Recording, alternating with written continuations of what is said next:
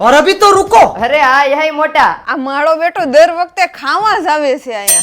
भाई वाला अमूल बटर सिंह वड़ा पाव અરે કાઈ બનશે ની વેતી ના થાવ. ઘણી ખોડિયાર કૃપા વાળાના વડાપાવ ખાવાનું કે કિરણ ચોક વાળાના હું મંડાણી क्या बात है सर। પછી હું ને મારો ભાઈબંધ કિરણ ચોકના જૂના ને જાણીતા ભગત ગ્રીન ટેમ્પો વાળાના ખોડિયાર કૃપાના વડાપાવ ખાવા પોગી ગયા.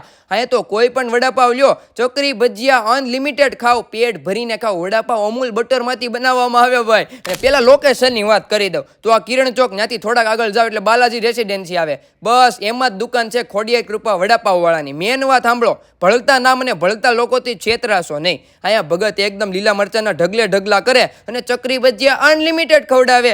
અહીંયા અમદાવાદના પ્રખ્યાત અમૂલ બટર તવા ફ્રાય વડાપાવ ચાખશો એટલે ચાહક બની જાઓ. મારું પેટ ભરાણું પણ મન ન ભરાણું. મેન શાખા અમદાવાદ એપ્રોચમાં છે અને બીજી કિરણ ચોક ગ્રીન ટેમ્પો વાળા ભગત જો ઊભા બસ ઈ જ. તો હવે વડાપાવની મહેફિલ જામશે.